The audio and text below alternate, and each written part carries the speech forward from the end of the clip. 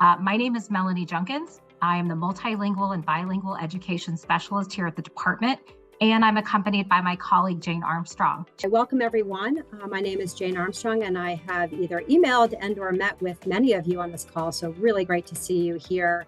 I am the ESOL English for Speakers of Other Languages state specialist here at the Department of Education in the Office of Teaching and Learning. Work really closely with Melanie Junkins, along with our two amazing teacher leader fellows who will be facilitating today and tomorrow's series on the individual language acquisition plans.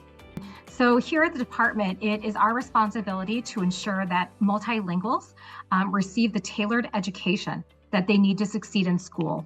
And one powerful tool in achieving this goal is the ILAP. Jane and I are just among one team of multiple teams in our department that support multilinguals in their student success. So who is here today? These are all the different roles that are registered for today's offering, as well as the blue pins on the map are how far and wide that you all are coming in and registering from. So as you can see, we have people from the northern part of the state, which is where I happen to be, all the way down to the southern part of the state. And so it's great to have you all here in a collaborative way in order to ensure the roles and responsibilities for supporting multilinguals are upheld. And so in today's session, we will specifically address language development within the ILAP.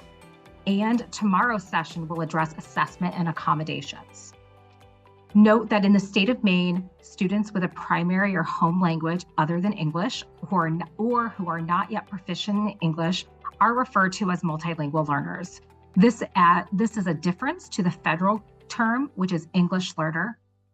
We choose this asset-based terminology to really emphasize those strengths and just the importance in developing all languages, and we build from these to create our ILAPs. So today's objectives are, we are going to identify and strengthen the components of an ILAP. We are going to highlight the roles and responsibilities and systems of collaboration. And then we are also going to provide relevant and actionable resources to support purposeful planning, collaboration, and development. These are the legal foundations of individual language access plans. So they're covered under federal legislation, Supreme Court decisions, and they're also covered under the Maine Human Rights Act as to not discriminate and have access to education. So for context, Maine's ESSA state plan expects multilingual learners to attain proficiency within 3 to 6 years. So depending on their initial proficiency level.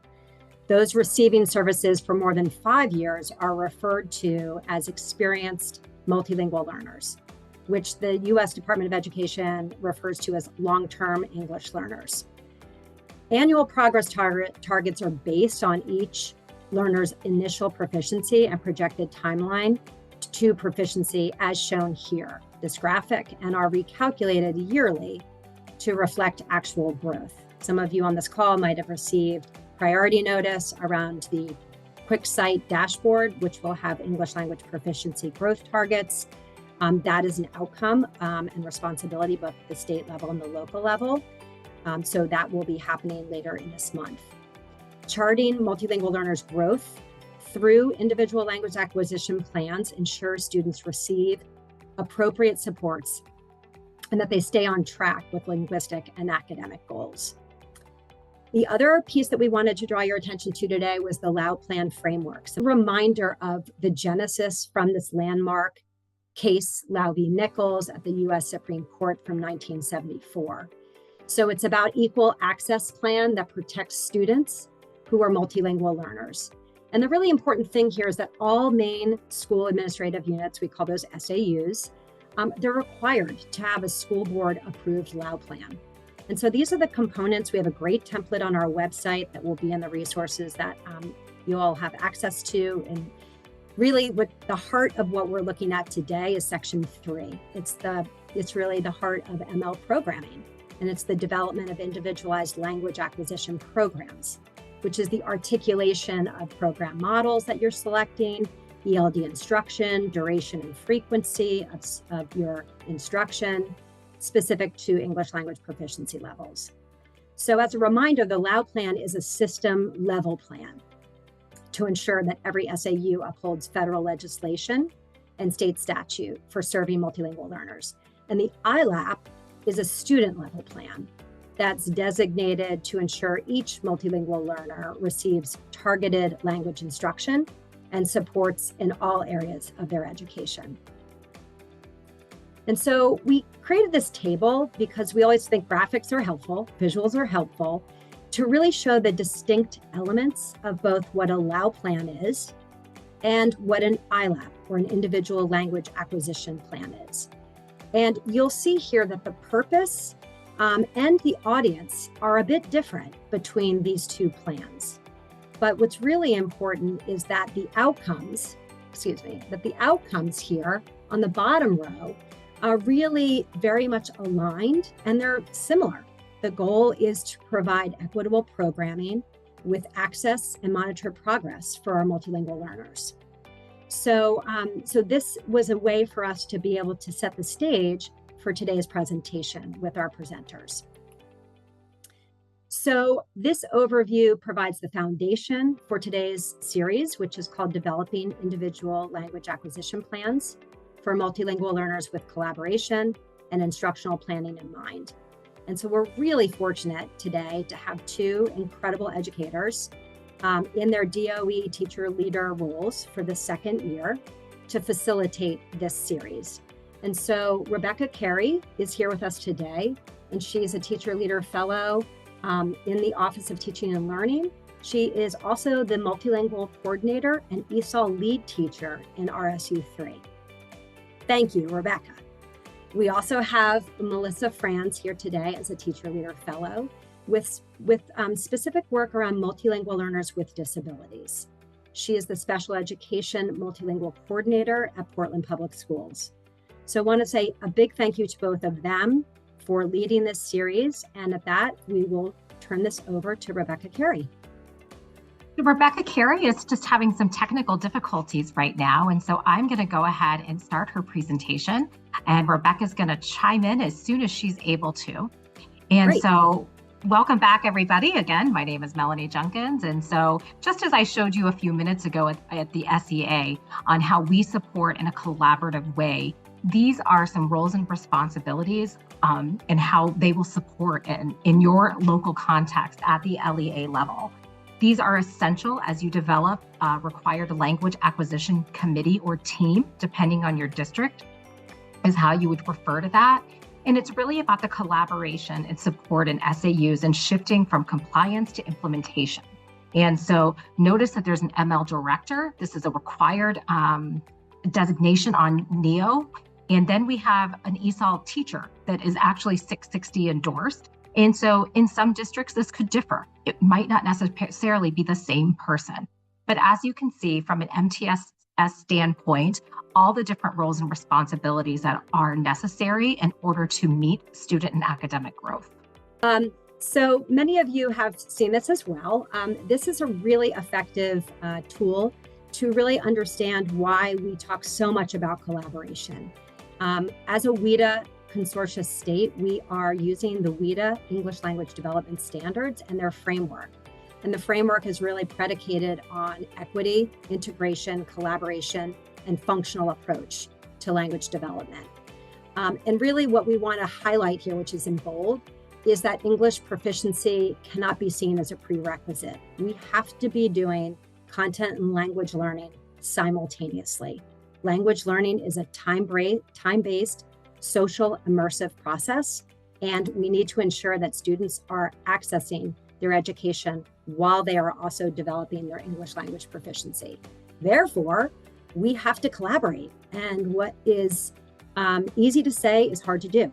So we want to share that as well, that all teachers have a shared responsibility. So whether you are a multilingual teacher on this call, you are a director, you are a district leader, how you create the conditions for collaboration is what we're here to talk about as well today, along with the specific components of what is an ILAP and how can we better leverage each component. So what is an ILAP? This is required for all multilingual learners. Each student's personalized action plan for language development. It's created by the student's team of educators and parents and guardians. It is updated annually at least. It's shared each year with individual students, their parents or guardians, and staff directly working with the student. Effective, well-developed ILAP, educators will be able to understand their roles and responsibilities in supporting MLs. It provides timely, individualized support that honors each student's language needs, identities, and strengths. It fosters their linguistic and academic growth, engagement, and belonging. And it also uses it as a tool for communication and progress monitoring. So what is included in an ILAP? These can differ from district to district. It's student demographic information, those things that are put into your student information systems, your SIS. There's the ML screening and identification information, what was used to identify them as a multilingual. For students in grade K through 12, that's going to be your WIDA. In pre-K, that will be whatever your district has identified as their preschool screener. It has their English language proficiency assessment results, their annual access if you are in kindergarten or to grade 11. It'll be your state and district assessment results. It could be those accommodations for assessments, which we will get into tomorrow. It'll also be your language goals. What is the student working on? It's also what their program of ESOL service is. How are they receiving that ELD instruction, that English language development instruction? It also would have the classroom instructional scaffolds and strategies, as well as family and educator insights, any concerns the family might have or questions that would be helpful for any part of the team to know ahead of time. So this is key development for the ILAP team. It has, you'll see the WIDA ELD standards, the English language development standards, which really encompasses stages of language acquisition, understanding the differences between social and interpersonal communication versus academic language proficiency. It also has the English language proficiency levels and the WIDA modes of communications. We are really highlighting the word team because your district might call it the language acquisition committee or team again. And it's really that collective group that are going to make decisions for each student. I'd love for you to reflect on the structures that exist in your school that are advancing or could advance ILAP development and implementation. So as you're thinking about those structure systems, what are you working toward? Like, what is the structure system that you're working toward to make these plans, living, actionable, things that we can implement? So as we talked about earlier, the individual language acquisition plan is a system for districts to demonstrate and document required actions. And oftentimes we get questions, is it similar to an IEP? Is it, required? These questions that we often are asked are why we're doing this series, is that they are required. And how you actually organize them and create them and implement them is what you get to craft and do at the local level, which is really exciting, but also can warrant some support and some guidance from colleagues across the state, as well as the Department of Education. They're a roadmap for educators for planning for instruction and assessment that fosters language acquisition and academic language development. So it is a roadmap meant to be used with multidisciplinary teams. What we often find is that these are held by a few people. And how do we systematically and structurally create systems so that they can be shared, digested, understood, and shared with students, shared with families, shared with educators, and similarly to other plans that we would have for children. So the first section of an ILAP is this demographics section. This is pretty straightforward in that it's pulled from your student information system. And so whether you're doing that by hand and using a paper template or something on a computer, some of you might use the platform Elevation, which is a program that enables you to have the individual language acquisition plans available to anyone with a secure portal account, if you will. So there's many different ways of making this happen, and it really depends on the number of multilingual learners you have, and also the structures and systems and the vision that your district has for how these can be shared and integrated plans for educators to use. So you'll see here that there are some fields. Again, these are pulled from your SIS system. They might be pulled from interviews that you do, family education interviews that you do at time of enrollment. And these are decisions that you're making as a local team. What do we need to know? What do we not need to know? And so this is dynamic.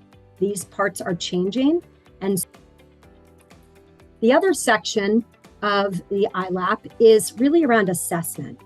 And what Melissa will be sharing tomorrow and later today in the breakout rooms really speaks to this, which is all of us can fill in a template and put in scores and put in data that we pull from SIS or from Access scores. But really what we want to be looking at is this idea of multiple data points. And what can we see, and what's the story that we can create and craft from state standardized tests, from required language assessments like Access and alternate access? And then what are the forms of other forms of assessment that we might want to think about and we might want to discuss? But these are the places to get us started. And so again, this is being pulled from your SIS system, usually your school information system, or you might be putting this in by hand. But again, this is really important because it gives us a place to launch from. And the next section that is highlighted in our DOE template is really about the accommodations. And this is something that we really see as underutilized because of a strain on collaborative structures. What we see as really robust accommodations in the classroom, we should be providing those through a team structure, if appropriate, during summative assessments. And so these are the pieces that we would want you to be able to have teams discussing, because accommodations under the lens of IEPs have a real understanding that those are required per their IEP. When we talk about accommodations for multilingual learners, we're talking about those as instructional strategies and scaffolds. So right here, you can see where having a multilingual learner with a disability, you're going to really want to have multiple people at the table to understand the distinctions between accommodations on summative assessments, like the state set assessments, and what are the accommodations on access and alternate access, which Melissa will get more into detail with tomorrow.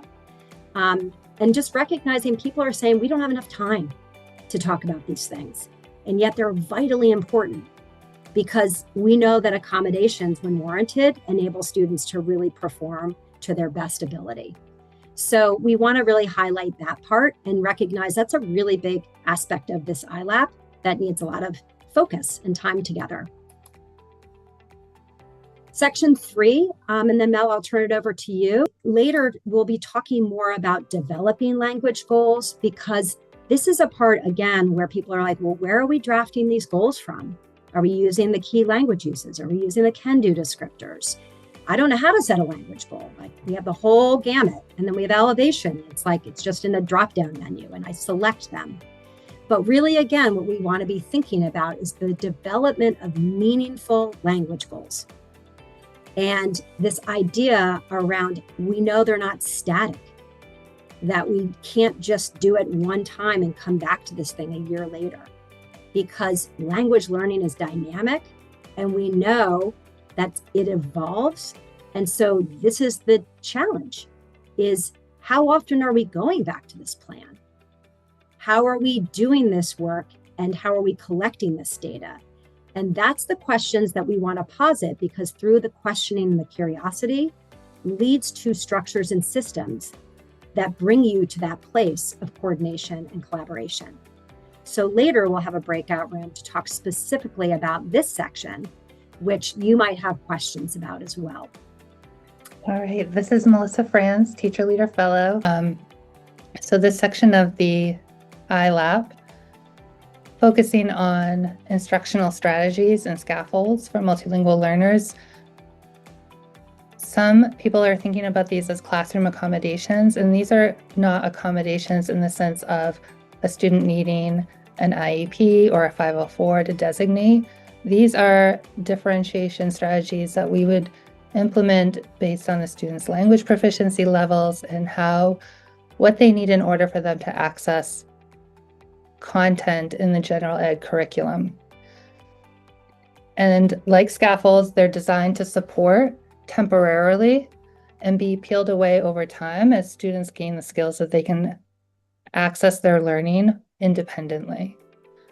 And so these should be considered as a menu of options, not applying the more is better approach to choosing supports and scaffolds, but really considering what do the individual students need in a variety of educational settings for them to really show what they can do based on their language proficiency levels.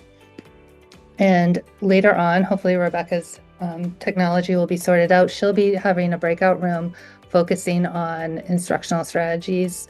That may be tomorrow, actually. I may have misspoken. She'll be doing strategies and supports tomorrow.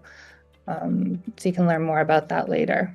So this final component of the ILAP template that we have is what's called plan development, but really it's a place for the team of educators and parent guardians and family members to really give their thoughts and their comments and feedback and questions here. And you can see that ours is designed to reflect a quarterly input.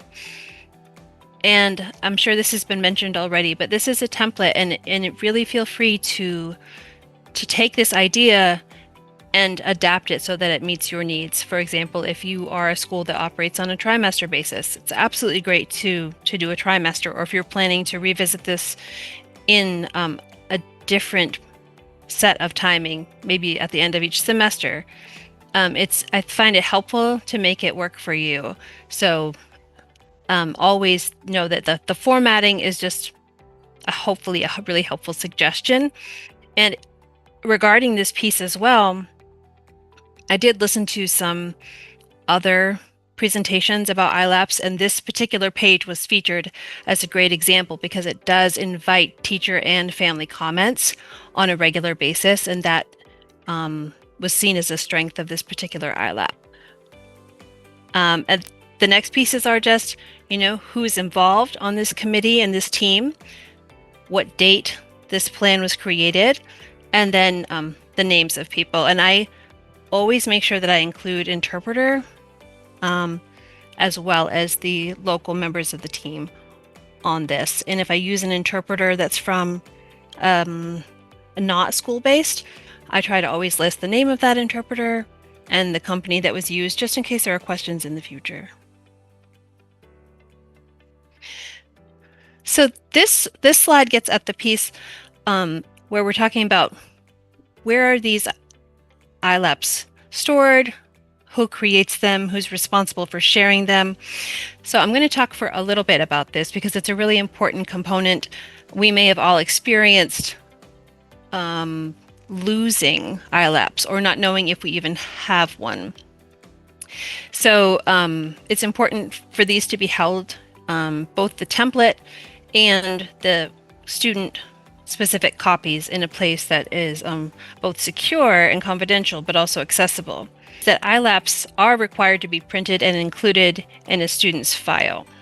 If a student moves and a file is requested by another district or state, the file must include the most up-to-date ILAP before it is sent on to that receiving school. It would be really helpful to your team if you can identify the role and responsibility for each of these pieces.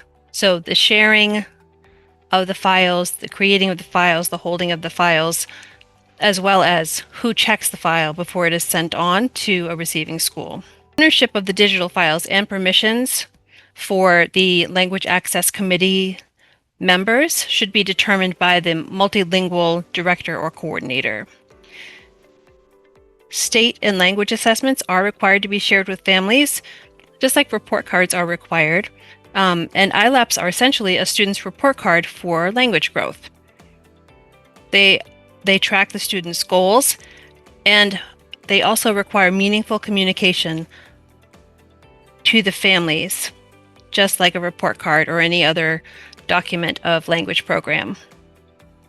So right now I'm going to ask each of you to reflect about the systems and structures that are in place in your setting for sharing ILAPs with families in a meaningful way. I'll share that in our district, we hold a meeting with classroom teachers, with ESOL staff, with family members and administration all together, and we go over the ILAP with the family in person whenever possible. Sometimes we do have those meetings virtually at the request of parents, but usually we do it in person with an interpreter who is in person if at all possible. 4 simple steps, which I hope will help you reflect on your process. First, when I'm sitting down to write a language goal, I'm looking at, really focusing on that language domain or the mode of communication that you intend to address in the goal. I think one of the trickiest things about writing a language goal is that you can identify that the goal is perhaps to improve in reading, but it's very challenging to write a goal that doesn't also imply that you're going to be evaluating the student on their growth in some other area. So really focus on, what am I writing? Am I writing a reading goal? Then I'm going to have the language focus on reading and not maybe adding on an accidental writing or speaking goal blended into that. And definitely you want to review the WIDA resources that you intend to draw from, which will include the student score report, but it will also include helpful resources like the standards framework and can-do descriptors. Consider the grade level and the appropriate tasks or the known learning objectives for that grade level in your setting. This is a great time to collaborate with classroom teachers and specialists. So here we're just sharing a couple of these WIDA tools that are going to be really helpful when you're looking at developing an ILAP and also especially writing those language goals. So we want to make sure that folks who are at the table, physically or virtually, collaborating on this work, understand WIDA language proficiency levels and also the exit criteria, which for students taking the WIDA Access for ELS is a level 4.5 as a composite score. For students who are taking the WIDA Alternate Access, that is a 4.0 composite score. So it's important to look at where you're going as you're thinking about planning for students' goals. And this is a really nice bunch of visuals, very busy visuals. And this is from the WIDA ELD Standards Framework. And it's a nice overview of the components that are involved and things that can help guide you as you're thinking about language goals. Again, some WIDA resources that you could look more deeply into.